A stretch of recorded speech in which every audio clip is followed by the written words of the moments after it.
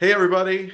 Welcome to Boss Talks. I'm your host, Evan Happel. We have a great show for you today. Mike Brewer is guest 110. Great round number for a great guest. And he's out in California. He's actually on my time zone right now, typically out there in Atlanta, but he's in California for an Appfolio conference, which I'm kind of jealous of because it looks pretty fun. Like they're doing a pretty good job with what they're doing. And he had a great opportunity to speak at that conference. But if you don't know Mike, he's been in the industry for about 30 years and just recently jumped out of an operations role as COO of a major property management company. Now he's out on his own. He has a media company that he and some others have started.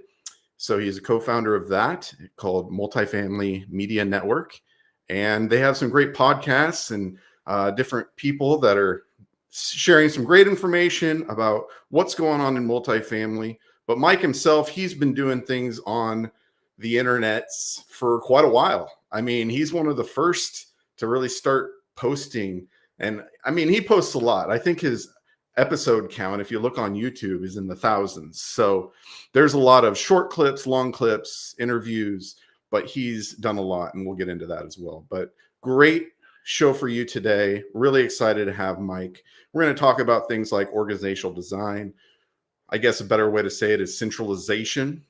We're going to talk about automation and all the things going on there, really how to get organized and operation standpoint on site at communities. And then just leadership. He actually has a lot of great thoughts around leadership that he's shared over the years. And he actually, if I remember correctly, put them all in a book not too long ago. And so he's a big fan of, being a good leader, helping others become better, effective leaders as well. So super excited to have him talk about all these things. And before we do, just again, Evan Happel with Community Boss. We have great solutions for you when it comes to managing your parking, amenities, and we even have some maps for you. So if you have any questions about that and how to organize those physical spaces, make revenue, and just make it a better place to live and have people, your residents, enjoy where they live without even knowing it, reach out and we'll talk. But today it's about Mike. So let's get to it. Mike, thanks for being here. Thanks for having me, Evan. Absolutely. I must say, so I had the opportunity of meeting you for the first time. It was at, which was it? Apartmentalize? Yes. That's right. This last year. Before that, I had never met you. You came to my boss brunch, which I was honored that you attended that and came with a friend of mine, Jennifer Carter. Mm-hmm. But I just actually really enjoyed talking to you. It was, I don't know if pleasant surprise was the right word, but it was great to meet you and to just see how friendly you are and approachable you are. Oh, well, thank you. That's a very kind remark. And I would shoot that right back at you. It's interesting in the world of the internet, in social media, how much you sort of know people before you actually show up and actually meet them in real life, or IRL, as they say. Yeah. Or at least you think you do, right? Oh, right. Yeah, that's fair. That's probably a better way to put that. Because I even, for my own sake, when it comes to people that are on the internet a lot, you can have your perceptions accurately or inaccurately about how people are just based on what they're presenting, right? Mm-hmm. So you don't know till you meet them, and it's like, oh, okay, well, this guy's pretty cool. So I think that's definitely right. Yep. And I would say the same about you. And by the way, the brunch was awesome. And you know what I was blown away by, and I'm sure this is not new technology, but when they poured the coffee and they put that little boss insignia, that was really, really cool. Yeah. I'm sure that's I know you're a coffee fan. So yeah. Well, I don't know that you're aware of this, but we actually have our own coffee. I do know that, and I'll give you my address in case you want to mail me about it. Oh, you're going to get some. Don't worry. You're going to get a coffee mug, some coffee. You're going to even get your boss bling, because I know you're going to support that. I'll tell you what, I do coffee reviews on my blog or vlog or whatever they call them these days. But I'll wear the boss stuff, the Nice. swag, and I'll Nice. taste the coffee and I'll do a review all at the same time. How about that? Beautiful. I love it. I love it. And Jennifer, she actually really likes the coffee. So I hope you'll enjoy it as well. I can't wait. Yeah. I can't Yeah. wait. Yeah. But again, great to have you on the show. Before we get into kind of the nitty gritty, some of your history and all that, there's a few questions I'd like to ask. You being somebody that's been in the industry a while, in operations specifically, really for a long time, I'm sure there's been parts and situations where you've come into contact with parking. So I like to just get, whether it's a parking anecdote, a story, something funny you've interacted within the industry, or even just your thoughts around parking. So I've worked both in urban and suburban settings. So parking structures or just surface parking in front of a traditional garden style apartment community. I think the story that comes to mind most readily, we engaged with a tow truck service who had some cutting edge technology, license plate tracking and things of that nature, some sort of tagging mechanism. And I think this is in, let's see, it was in 2007, 2008, 2009. I can't remember exactly. But we put the service in place. We notify all of our residents. We're going live the night of. The tow truck service, or however they go in and monitor all of this stuff, they end up towing, like, I don't know, let's say it was 20 or 30 cars, for not being able to remember exactly. Very first night, right, that we have this in place. Something was broken with the technology. And so, as you can imagine, we had to eat some crow and do some PR work to get all those cars back in place. And get our trust relationship back with residents. So yeah, it was a horror story. Yeah, no, it's a true thing. Like, technology can be great, but also it can have results that aren't exactly ideal. So you got to really make sure everything is all the screws are tight, if you will. You got to make sure everything's right on point. Yeah, that's right. Before you press the go button, it's almost like you have to have let's do a dry run, right? Yeah. If you're going to tow 30 cars, at some point, you're probably questioning yourself. Yes.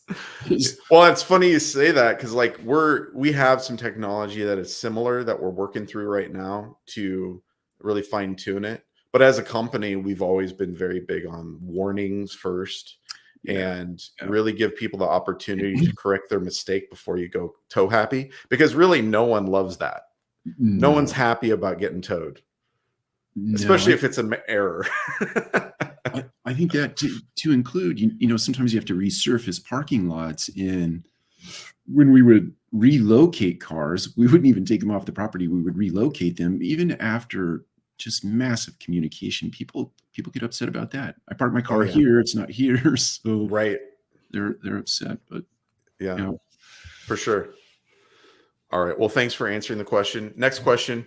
When it comes to your music of choice, when it comes to getting you motivated, getting you going, do you have a song or genre you go back to time and time again to get you going? Yeah, I think it's sort of specific to whatever I might be doing. So I run nearly every morning. And when I run, there's it's like high octane music. I'm a huge Metallica fan. So any of their songs, really dating back to the Master of Puppets album, I bought when I was like 18 or 19 years old. But that really gets me charged up or juiced up to go out and run in the morning. If I'm getting charged for like work, I'm probably more on the sort of inspirational music. I probably pull from the Christian genre of music to get inspired for a day's work. But I don't listen to as much music as I used to. Yeah. It's funny that I ask the question. It's actually something my Boss Talk alums said they're most interested in. I like music, but I'm not necessarily, it's more of a like, I like it in the background. Yes. It isn't a motivator to me. So yeah. It's wild. Maybe it's not along the music line, but I often play the movie Gladiator or Braveheart in the background. I probably watched that movie, not watched it, but I've played it thousands of times when I'm doing work, especially at Yes. night. And I don't know why it's those two movies, but Yeah. Well, and if I remember correctly, you have, like, I personally haven't been diagnosed, but I know I have some ADD going on. And if it's silent in a room, I can't focus. isn't that wild? Yeah, it's yeah. I was diagnosed as an adult Asperger's, so spectrum, Okay. very high on the spectrum. But yeah, it's interesting. I have a couple of thoughts about that. You're spot on. If there's not enough stimulus in the background, Mhm. it's very hard to focus. But sometimes if there's too much stimulus in the background, then it just I can't. Sometimes I get in situations where I can't get words out of my mouth because there's my eyes and my ears are just trying to pay attention to everything in the room, so you can't get your thoughts together to get words out of your mouth. Right. Right. No, It's fun. yeah, I probably should get checked because I think I have something. I'm, yeah.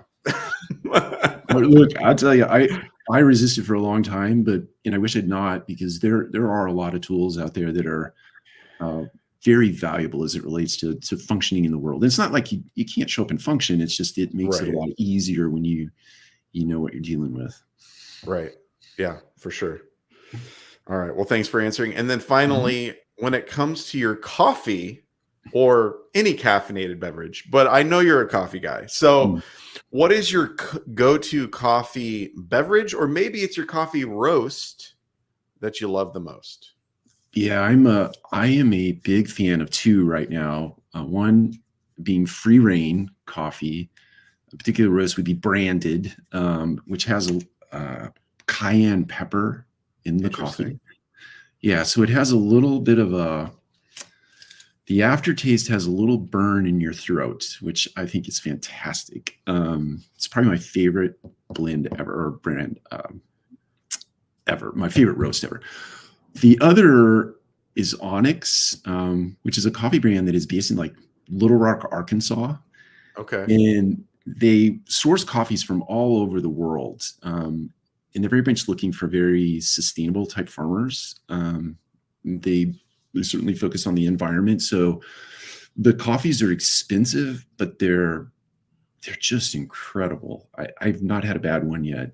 Smooth, rich, chocolatey in some cases. It's just Yeah.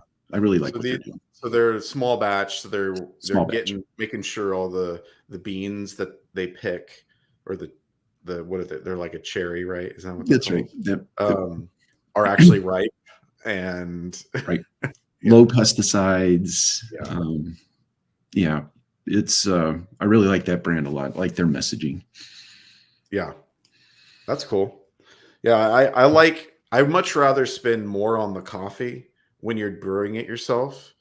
I mean, because you really think about it. If you're somebody that goes to Starbucks every day or wherever, you're spending way more than you would spend on a nice bean. That's right. That's exactly right. And I think if you start to really get into the art of coffee, you start to think about the different ways to prepare and make coffee. And so like I like French press a lot, Uh-huh. as opposed to like putting it in a Keurig or putting it in a coffee maker. Mhm.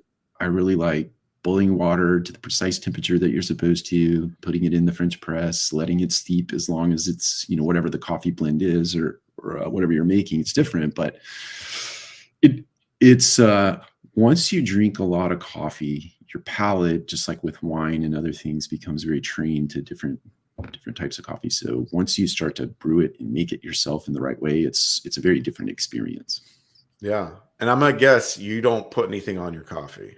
Oh no, no, Straight absolutely black. not. Yeah. Yeah.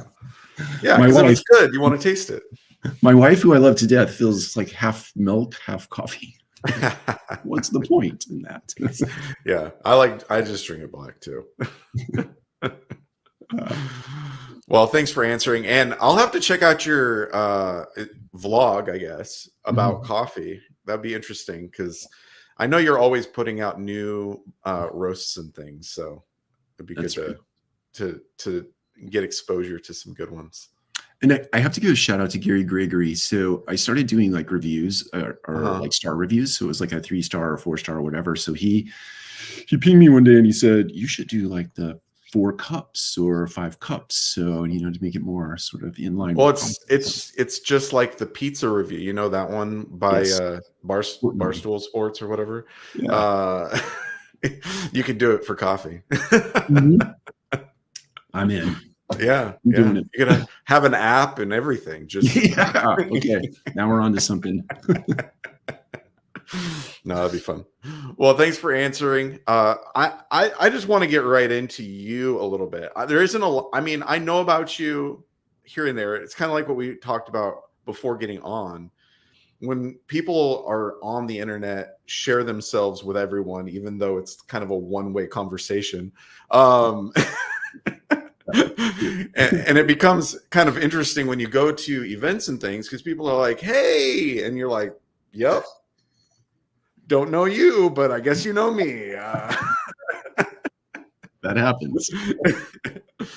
But I do find it interesting.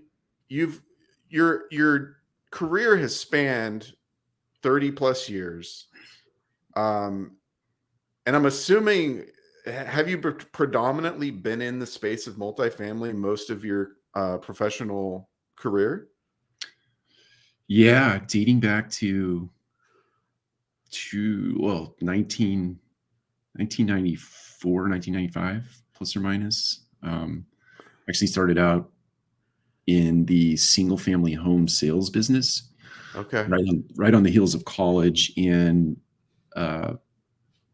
right after I started a landscape company right out of college. Okay. And called the Lawn Ranger, which I thought was very clever. It is. I started the Lawn Ranger and I built that business up and ultimately ended up selling it to somebody because I started selling single family homes and I couldn't do both. There was just too much activity. And so Remax, you've probably heard of that franchise. So I became an agent for Remax. It was also Remax Town and Country. So it was a local gentleman. I grew up in a fairly small town, like 30,000 people.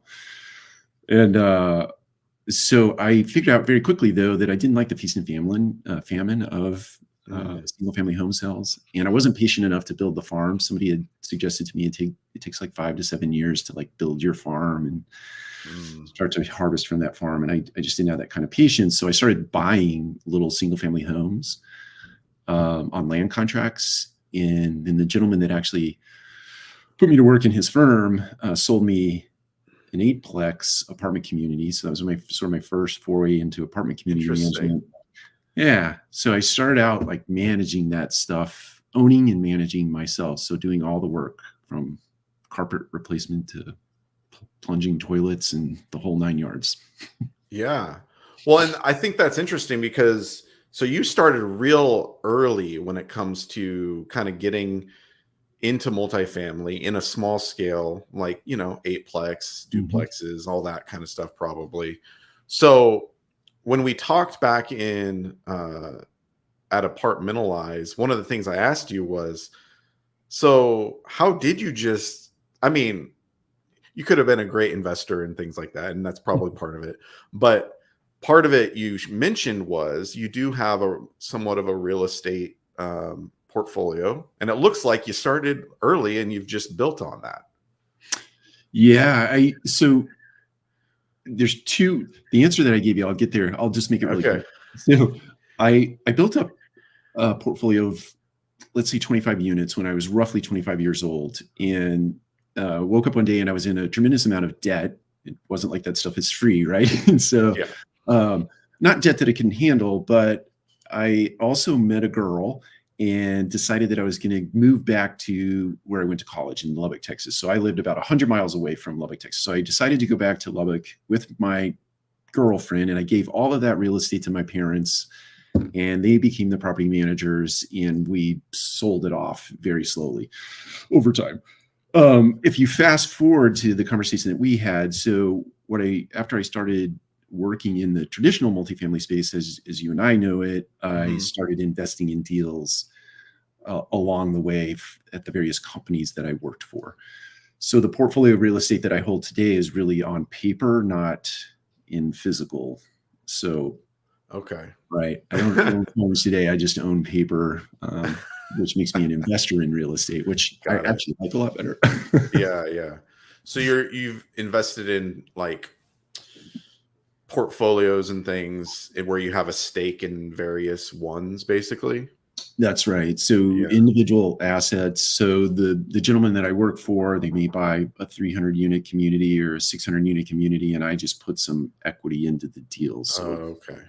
basically, Got like buying stocks on the stock market, but I'm buying stocks in a multifamily building. Okay. Interesting.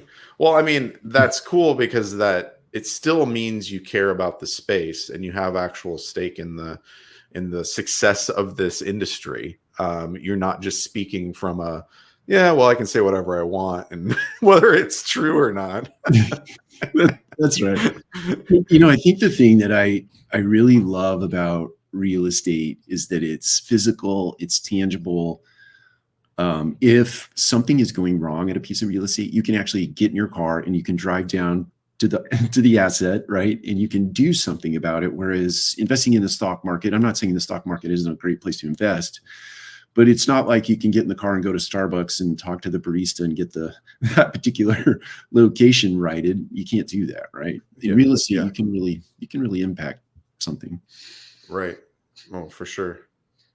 Well, before we get into the, I guess the operational things, organizational design, things like that, I really would like to start with leadership because it's something you speak about a lot. You wrote a book.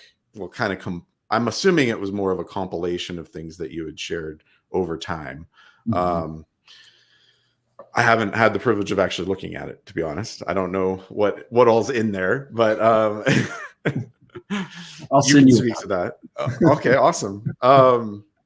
But I will say I see a lot of your posts. You have a lot of anecdotes you share, and like when did that start for you? Where you had these ideas, things you've shared over the years, and like where? Because honestly, I have I have a lot of thoughts, Mhm. and part of like I guess my wiring and my undetermined makeup or whether I have ADD or something else, I don't know, but I have a lot of thoughts, but I'm not great at like writing them down or being someone to share about it. So how did it start for you where in your wiring leadership and helping others think through leadership became more of an outflow? So it's interesting. I've never told this story. I've never really thought about it till you asked that question. The Where it started. Are you familiar with a company called Amway? Yes. No, I was not in Amway, and I have nothing against Amway, but I had a friend who just went all in. Right, he Yeah. drank the Kool-Aid, and Hmm. and he was a really good friend of mine. And so one day he invited me to go to this Amway thing, and because he's my friend, I say yes, and we go, and I'm listening to these gentlemen talk about their success in Amway. But what really caught my attention in that was the leadership development aspect of Amway. So books, tapes, things, seminars, things of that nature. Um, and they shared a bunch of the authors' names of books. So I left the seminar and I went to, there was Hastings. Do you remember Hastings way back in the day? It was like I don't It know was Hastings. pre-Barnes and Noble. It was like music Oh, and okay. books in a store. Okay. So I went to Hastings and I bought Think and Grow Rich by Napoleon Hill. And I read that. I sat down and read that book in one night. I got really inspired. So I went and bought all of his books, and then Augmentino and a lot of other interesting people that wrote about leadership at the time, and started really digesting that information and imbuing it in my head. And at some point along the way, I won't be able to cite the date, I started writing quotes on 3x5 index cards. And so if you were to come to my house today, you would see that I have tens of thousands of 3x5 index cards. I graduated to 4x6 because I thought I could write more on those, but then I figured out that the constraint of a 3x5 is better. It makes your thought process more concise. So anyway, I have tens and thousands of these. The book was really born out of just taking a portion of those cards that I'd written on over all these years, right? And using those as like lead quotes that I was inspired by, and then trying to author something that was germane to the quote, but actionable to the reader. So it's a 365-day book, right? So January 1st, you open it up and you read that entry. There's a quote and a little story and hopefully a call to action for you. And then you read the second, the third, the fourth, the fifth. That's how that came to be. Okay. Interesting.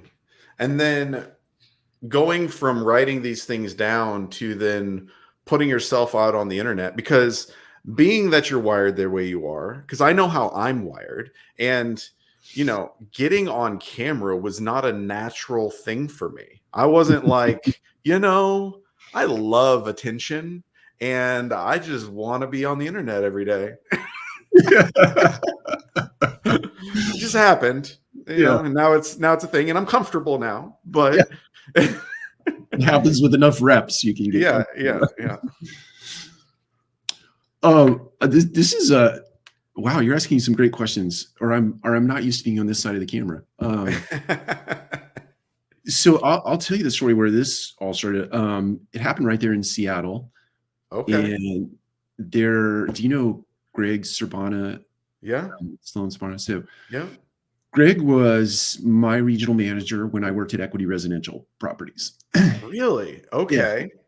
Yeah. And we had this huge property called Waterstone Place in Federal Way, Washington.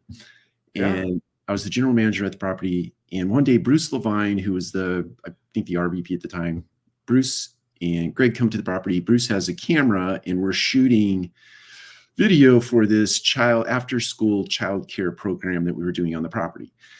And I couldn't do it.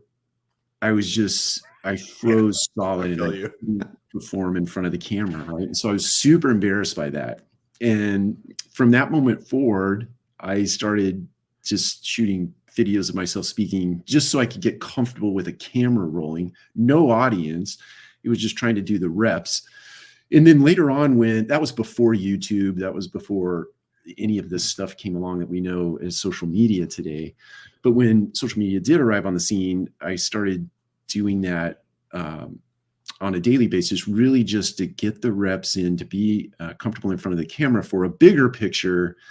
I wanted to be in leadership roles, and I knew in a leadership role, you have to stand in front of an audience and you have to be comfortable and you have to be able to present and you have to be quick on your feet and things of that nature. And really what today as the Multifamily Collective is really my everyday rep to continue to be comfortable in front of a camera and in leadership roles.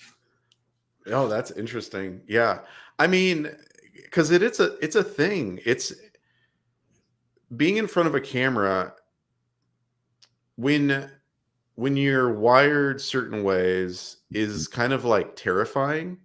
Because I don't know for you, but for me, what I worry about is everything external from this, like what I can't control, right? It's kind of like when you have a conversation with another person. I don't really I'm not a big fan of meeting somebody I have zero intel about, because I like to kind of have a lead in my head as to, okay, this person, I know these things, and that's where I can go with a conversation, versus I know nothing. And this may actually turn into them asking me questions, which I don't love. Understand that. There's a lot. So maybe it's a control issue, but it's my wiring, right? Like, so for you, like, what was it that was, I guess, most scary? Like I guess, controllable factor? Yeah, I think I wouldn't have known this at the time, and I've only been able to discern it through the diagnosis with Asperger's. And I only share that because I think it's germane to this conversation. I think now I understand that it was just to your point about control. Uh-huh. Part of Asperger's is that sometimes it's as challenging as, okay, if I'm going to go to a conference to speak, I'm going to fly in the day before. I'm going to go into the venue. I'm going to go into the room. I'm going to stand on the stage. And so I can get this picture in my head of what it's going to be like. To your point, I'm not going to be able to control the audience, but at least I control the fact that I know where I'm going. I know I'm going to be able to show up on time. I know what it feels like to stand on the stage. All of those things, to your wiring, to my wiring, it's all necessary, right, to feel comfortable. So I think it was just I guess getting an awareness of that was the biggest thing. Yeah. Yeah. And for me, I think initially with video, it was like, all right. Initially, I think I thought the whole internet's going to see this. And I was like, I'm not ready for that. Yeah. Then I realized, no, like 10 people are going to see this. Like when it came to when I first started, when it was like a new thing for me, like I was going live to Instagram and, you know, it's like, no, the whole internet isn't seen. Unless I do something ridiculous that goes viral, which is not likely to happen. But I think to speak to that point, I remember sitting down. I won't be able to recall when I did this, but I thought to myself, there is this, which pain is worse, right? The pain of the potential of people seeing things on the internet, like, in other words, the audience out there, and what are they thinking, what are they saying, and so on and so forth. There's pain involved in that. Yeah. Then there was another pain that I held in my mind at the same time, and that was the pain of not being able to step into roles of leadership, or not being able to step into roles where you have influence or otherwise. And I thought that pain was more excessive than the pain of what might happen on the other side, right? So I use that as inspiration to just say, kind of like, feel the fear and do it anyway, right? Yeah. No, and I guess the reason I even bring any of this up is you actually recently just posted something. Now I can't even remember exactly what it was. It was like 2 days ago, I think. You had a thought around, gosh dang, what, maybe you remember what you said. A couple days ago, it wasn't a long post, and it was something around this idea of, maybe you'll help me. It was, yeah. It was when Andrew Bowen was at a conference, and he took some time to step outside and kind of maybe gain center. Yeah. Where it's just, I don't know. It had to do with this idea of like,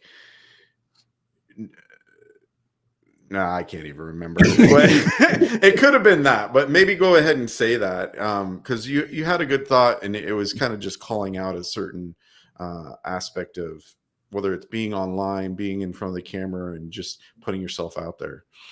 If it's the one I'm thinking of, so Andrew was at a conference, and he had a meeting in the morning, but the meeting, whoever he was meeting with, rescheduled on him. And so he took that time, instead of trying to fill that time with something else, he went outside in the sunlight, had 10 minutes, sort of gathered thoughts, but he went outside and he actually did a post, and he shared that sometimes you're an introvert. I'm also an introvert. So, and I think Andrew, hopefully I'm correct in this, Andrew is also an introvert, but so introvert doesn't necessarily mean you're shy of the public. It just means like the public sucks the energy out of you. All the energy out of you.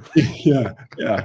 And so giving yourself permission to escape from the public in a public setting. So if you're at a conference, giving yourself 10 minutes, even if, look, it sounds ridiculous, but even if you just go to the bathroom and you stand in a stall and you just get yourself centered a little bit, or if you do have the advantage of going outside, just getting away and allowing your body to recharge, allowing your mind and the cortisol levels that are going crazy up here to settle a little bit, so that you can actually go back into an environment and participate productively. I think giving yourself the permission to do that, instead of force playing yourself in those scenarios and just wearing yourself out, so that when you get home at night, you're just dead to the world. You're dead to your family. You're dead to the other types of interaction. So no, and I think this is very important. And this, going back to leadership, knowing your own wiring and what your needs are so you can be effective leader, whether that's in work or home or whatever. Because I'm right with you. When I'm at a conference, I'm an introvert, but I like people. And so I've Mhm, mhm. learned that I just need to go back to my room and even for 30 minutes to an hour, just like do nothing. And Yeah. then maybe I can go back out the rest of the day. But if I don't do that, I'm going to be so tired by the end of everything. Yeah, it's interesting. I have a doctor friend who lives in Denver, Colorado, and he has a saying. He likes to show up as a beneficial presence for the people around him, right? And I like that, but there's this self-care routine that you have to go through to include if you're overwhelmed, you need to go get recentered so you can be a beneficial presence to other people. But you also have to do that self-care to be a beneficial presence to yourself, right? Yeah. So Yeah. you have to get centered in self so you can go out in the world and exude kindness and things that are really germane to what we are wired to be in as humans, and that is to be in community with one Right. another. Right. Yeah, totally. Well, leadership specifically, is there anything that over the course of your career, the thing that you like really wanted to share about today, the biggest takeaway when it comes to leadership that you hold to every single day that you think is valuable to others? Yeah, wow, it's a big question. I think,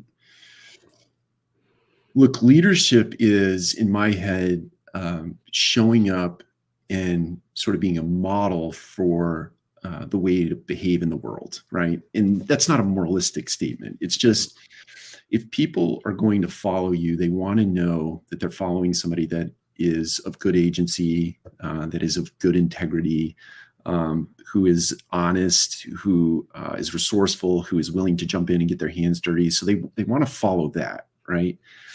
And when you get out of alignment with what are really good behaviors related to leadership, that's when people start to fall off and they start to not trust you, because leadership Mm-hmm. is really about trust. I believe in Mm-hmm. all parts. So I think that the thing that you have to understand very early on is that your people are watching you all the time. they're they're not necessarily listening to what you say. Yeah. They're watching your actions and they're Yeah. watching your behaviors. And that is what they are inspired by and what they are motivated by and what they want to become is a better behaved human being in the world. Uh-huh. And they don't really care what you're saying until they see that that is right and good and center, right? Then they'll listen to what you have to say. And so you have to earn that trust through behaviors and actions before you have the opportunity to lend voice to it. No, I think that's a very apt thing to say, very concisely put. I mean, there's so many experiences that I've had under the leadership of others where the lips say one thing, but the actions are not in alignment with the lips. And it does not make you want to follow that person. Mm-hmm. That's right. And look, I'll be the first to say you you mess it up. Leaders mess up. Yeah. I mess up. All leaders mess up. I think the recovery from messing up is just as important as the consistent behavior over a long bit of time. That's what people are looking for. It's just consistency over time. And when you do make a mistake, you own it and you Mm-hmm. correct it, and they can see the picture of that as well in the behavior. Right. Yeah. No, it's important. And you only can really do that if you actually have somewhat of a rapport and relationship with those people and a trust where you've shown this over time. That's right. Because if you just expect them all of a sudden to give you that trust, but you've never built that kind of relationship, it also isn't gonna get far. That's right. That's exactly right. You just expect me to forgive you now. Okay. Yeah. It doesn't work like Sure. that. You got it. No problem. Yeah. No, well, thanks for sharing that. I think that is a very solid thing to share. And And it's an actionable thing because it affects us in all aspects of our life, in all days of our life, to really think through, do our actions match our words? Yeah, that's right. And I think the real sacrifice or maybe trade-off is the better word. If you're a youth making your way into the leadership world, there are youthful behaviors that are they're probably right and appropriate for context and settings and things of that nature, or you just have to get your wild side out or whatever. But if you want, and this is just one guy's opinion, right? If you really want to excel in the area of leadership, there are sacrifices and trade-offs that you have to make in early innings, right? In the youth of your career, where the after party is probably not the right party to go to because your tendency to let the hair down and start to act in a way that is not in alignment with what I'd consider to be leadership, it just gets messy and it gets marred, and that's not an indictment of that kind of stuff. Right. All fun. But if you have a real aim at leadership, you probably have to make some of those sacrifices in the early innings. Yeah. No, that's accurate. Otherwise, you're showing who you are, and people are not necessarily wanting to give you those opportunities. Yeah, I think that's probably a better way to put that. And yeah, so it's, again, not an indictment and not judgment or anything. I don't want to come across in that way. It's just no, but people, people have to make a judgment call on you, right? And there's a risk giving people a leadership position, and if your decision making shows a certain level of, with your personal life, you're pretty reckless. right. You're the denominator in both of those worlds, right? You're showing me a person, and I don't know if that person's a leader. Right. Yeah, just don't plant the wrong question marks in people's minds. Totally, exactly. About your future. Yeah, exactly. Especially when in the day where your whole life's on the internet. Oh, so bad, right? This is not like photocopying a body part on a machine at a Christmas party. This is like, it's like, and only that group knows about that, but today the whole world knows about that. Right. Yeah. Or they can. Yeah. They just got to dig a little bit, do a Google search. So as much as people don't see my videos in the millions, they could still Google me and see all the videos. So right. That is exactly right. Yes. Well, yeah. Thanks for sharing your thoughts on that. I really do appreciate that. And for anyone that's interested in hearing more kind of your anecdotes and leadership ideas, what is your book called? It's called The Daily Collective. So it's 366 because every leap year there are 366 days. So it's 366 thoughts on life and leadership, or life and business. I wrestled with the title, so I don't have it in front of me. I can't tell you exactly, but it's just 366 meditations on life and business. All right. Well, thanks for sharing as to how you got to that, because I've always wondered, how is this guy coming up with this stuff? Yeah. That's I just thought of it. That's wild. How does anybody have thoughts that are, Gary Gregory, similarly, he does a similar thing. I know you know who he is. He worked under you for a time at Radco, right? That's right. Yeah, we worked together at Radco for a little over a year, I think. Okay. Yeah. I really like him.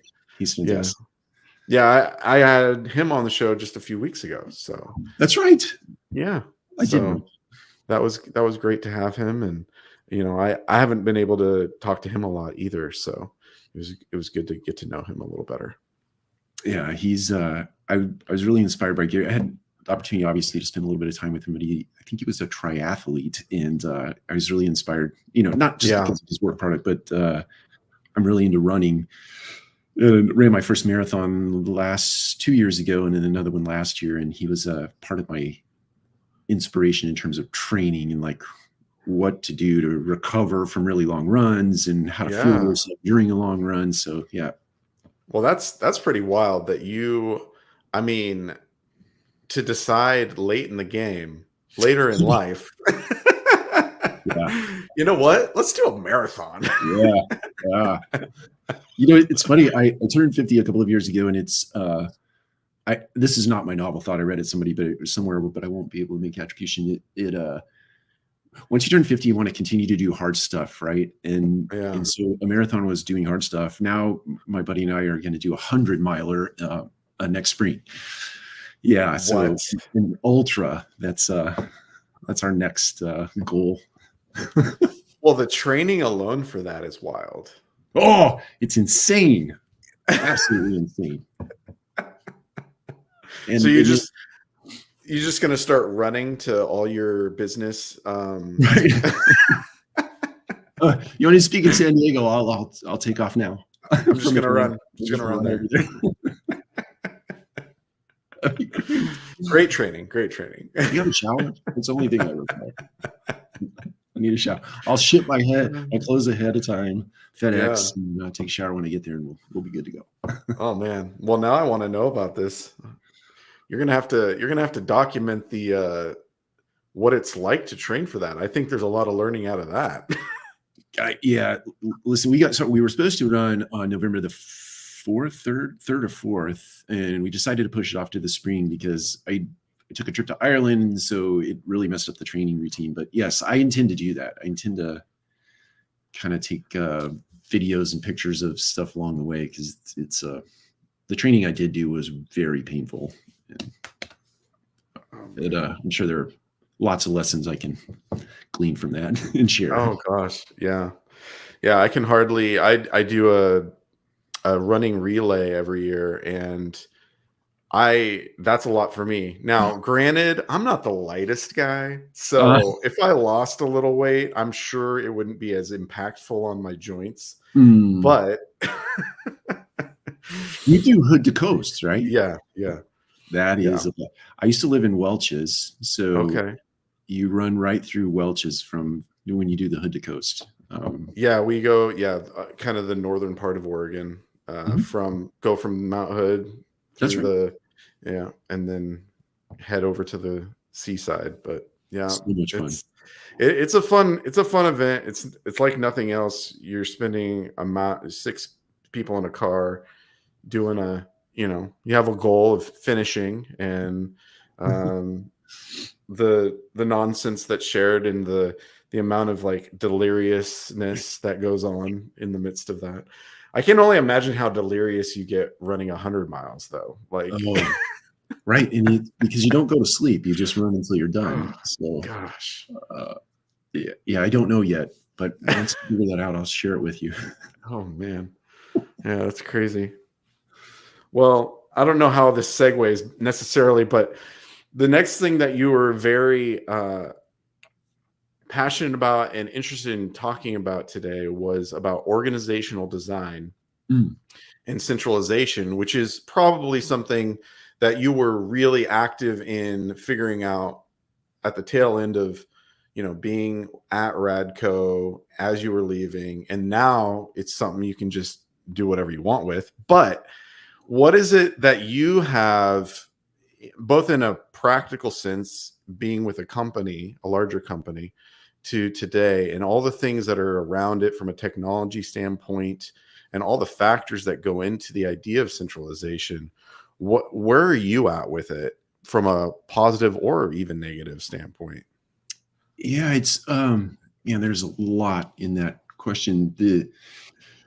I have to go back like 15, maybe close to 20 years now.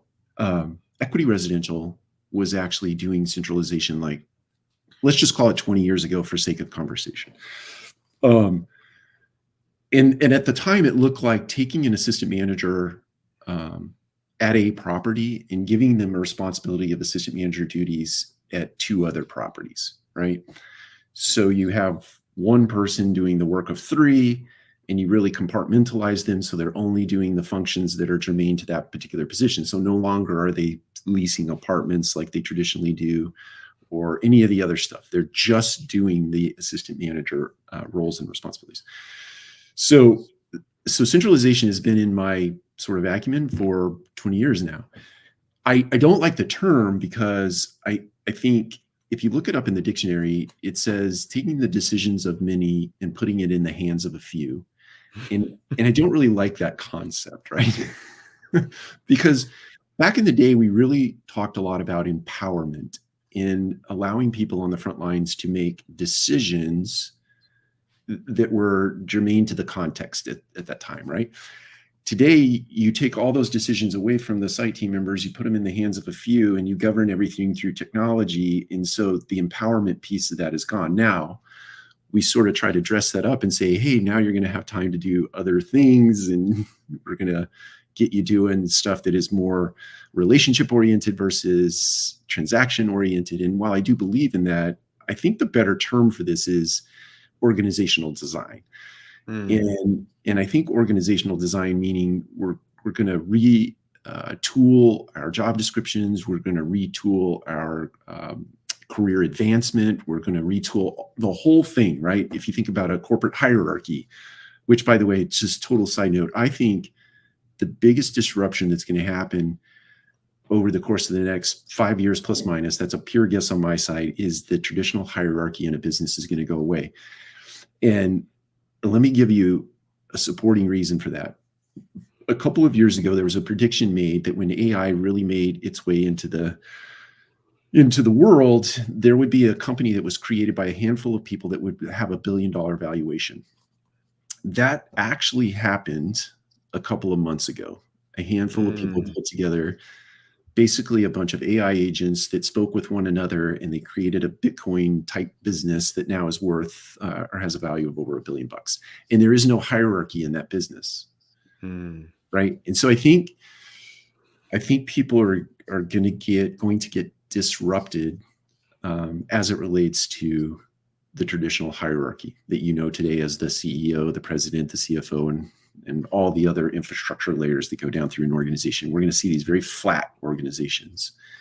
So organizational design is very important because you have to start to think through what does the world look like when you don't have a hierarchy and you don't have command and control that is governed by people, but rather by technology. And there's so much baked into that is important.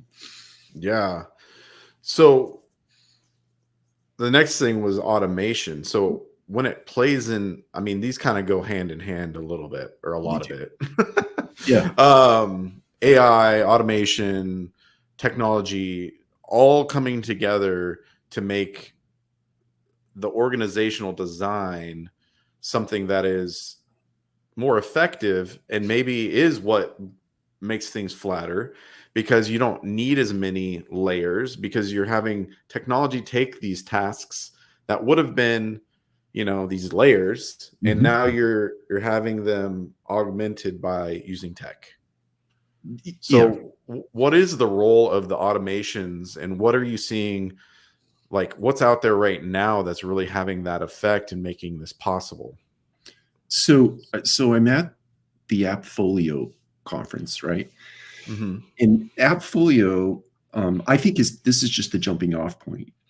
Appfolio is now baked in AI or GAI into their software system such that I can show up and do, if I have a rote and routine piece of my job, I can now, as an employee, as a team member of whatever property management company, I can go in there and I can sort of prompt the tech to automate that rote and routine thing that I do every day, right? So I can actually build it myself as an employee. And so if you think about that, if we engage an army of team members out in the marketplace, creating all the workflows, automating all the workflows themselves, right? At some point, everything in our ecosystem becomes either subject to automation or it becomes fully automated. Now, the only part of the business that I think is going to be tough to automate, although I think robotics are probably going to solve this problem, is on the service side of the business, right? AI doesn't plunge toilets and AI doesn't snake, but I think that probably isn't far down the road. It's reasonable to think we can do that. But I think all of that being said, I think the big real punchline for leaders is it is incumbent upon all of us to really take a hard look at upskilling and reskilling, getting our team members used to the idea of working with a digital assistant, right? And or being subject to the digital assistant's direction. Imagine this: if you're a leasing consultant or a maintenance technician, and all of a sudden you have a chat bot telling you what to do all day long, right? And it's almost like your boss. That's right. Right. It's choreographing your day, and it's telling you where to drive and when to drive and what tool you need to take with you and what inventory. It already knows what inventory you have on your truck. It knows you're close to this work order that needs to be done. It knows exactly what kind of traffic you're going to deal with to get there if you're kind of a remote maintenance technician, or if you're a leasing consultant, that it's going to completely control your calendar. It's also going to know your skill set. It's going to know if you're the best agent for this particular prospect because of you've only been in the business for 3 months versus 3 years. It'll know all that, and it really will tell you what to do all day long. And getting people used to that idea, I think, is going to be a real leadership challenge. Yeah. I mean, I was just going to ask, flattening. I mean, I don't think it's happening overnight, first of all. No. But at the same time, everybody out there is afraid what's going to happen to my job. What's this look like? And I mean, for me, it seems like in the short run, it just means your job changes. It doesn't necessarily lose your job. It just means you won't have the same job. That's right.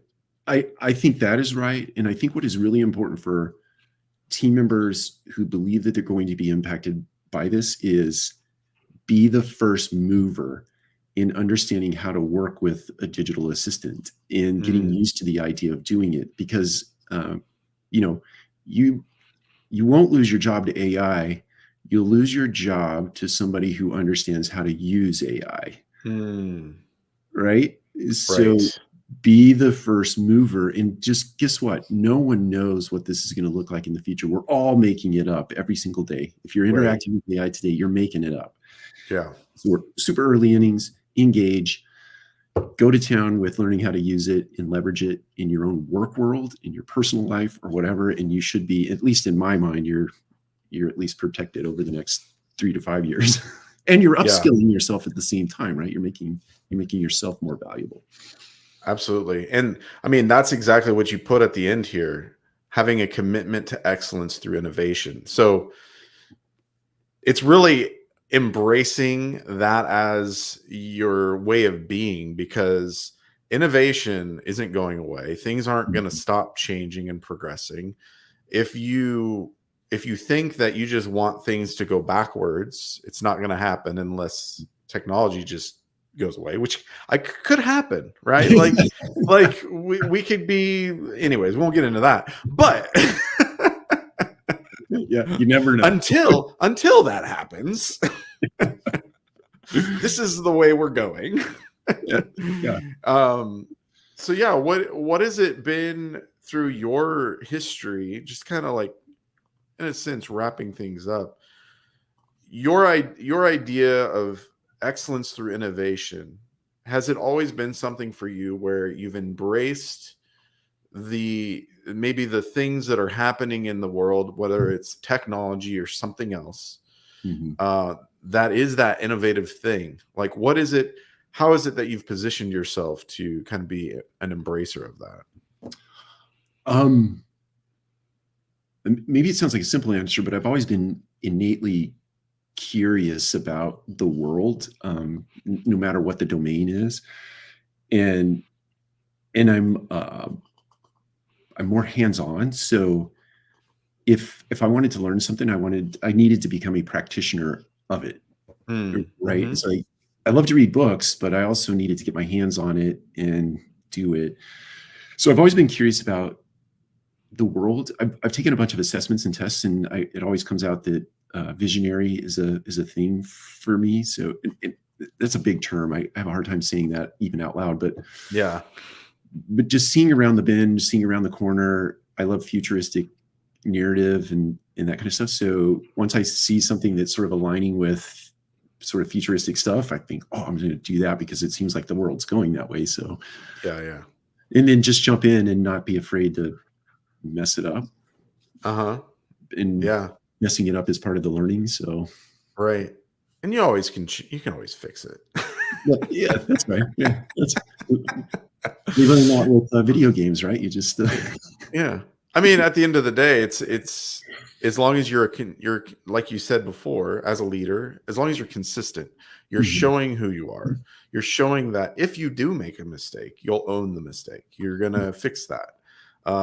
It's not, not embracing innovation because of fear is not really something that's going to get you anywhere. I mean, you can, unless it's a certain business where it's just like you build cabinets and you build them by hand and you charge more because it takes you longer. I mean, that's your yeah, that's right.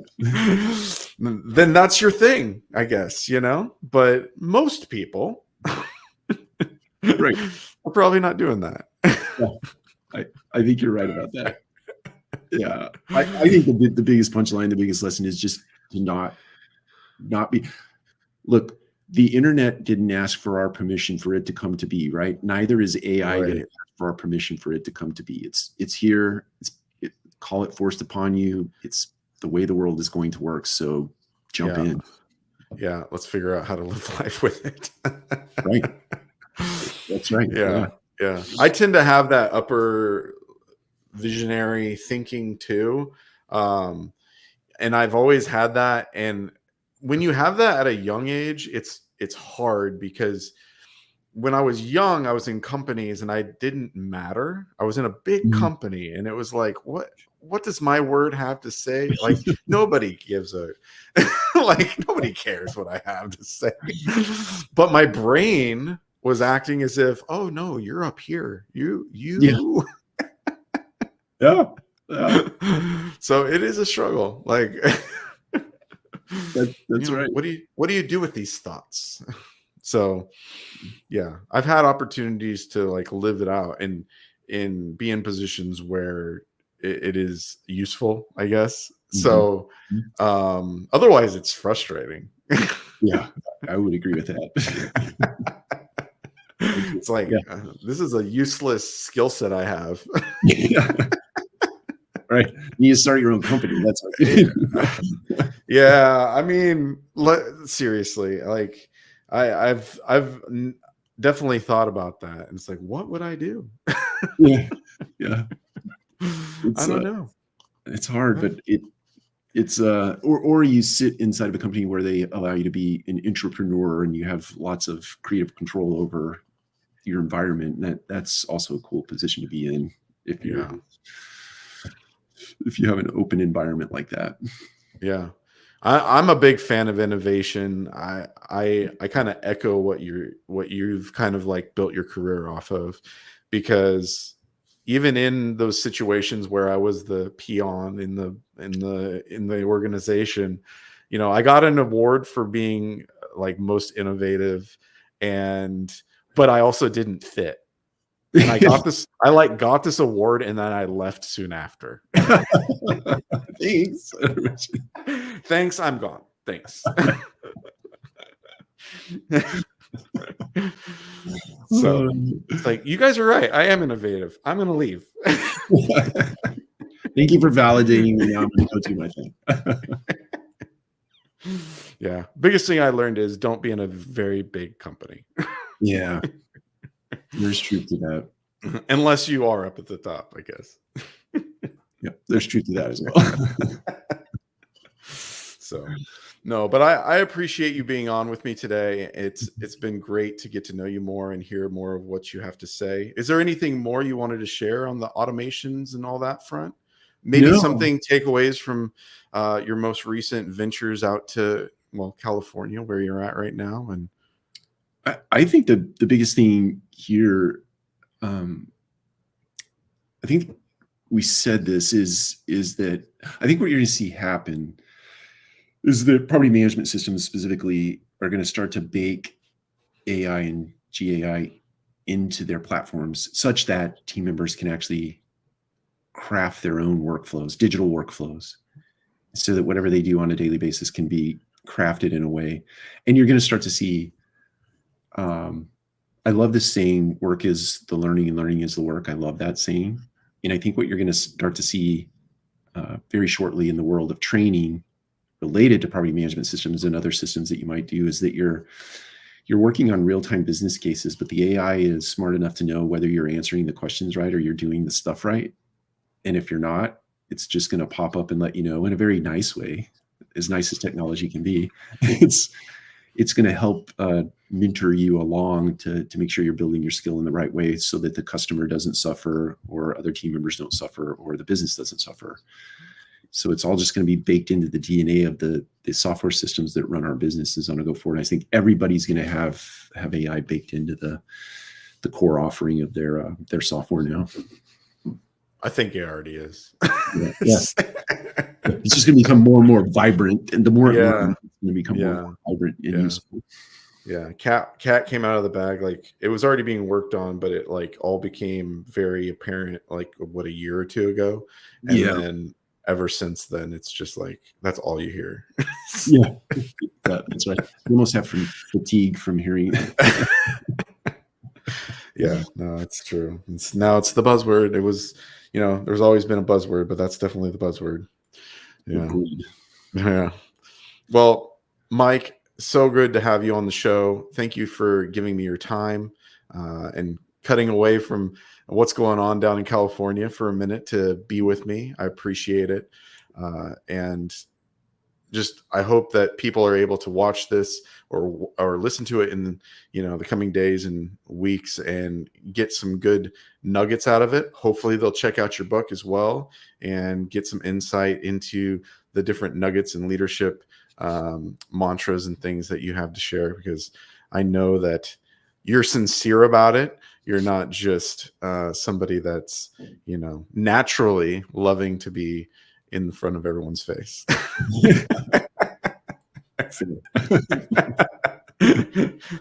Again, muscles flex. They actually probably stop doing it. It would probably quickly become hard. That's right. That's how that works. Right? Atrophy kicks in pretty quickly.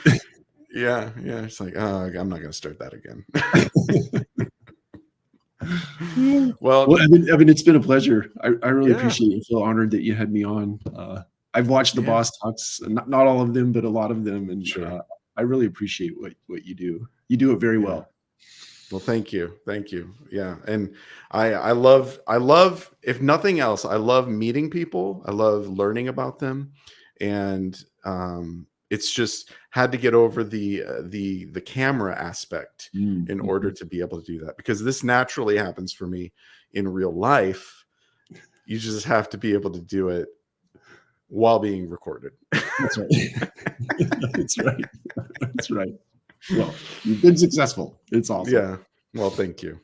Well, just like Mike jumped on Boss Talks and was guest 110, you too can be on the show. You don't need to be a CEO, a COO.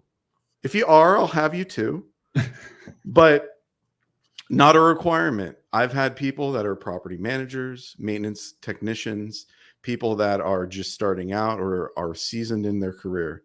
So if you have a story to tell, leadership to share with others, or just have passions that can help this industry in multifamily, I'd love to have you on the show and share it with everyone else that wants to know why you're a boss. So jump in and reach out to me and we'll make it happen. But this has been Boss Talks, and catch me next week when we have episode 111, and I'll see you then.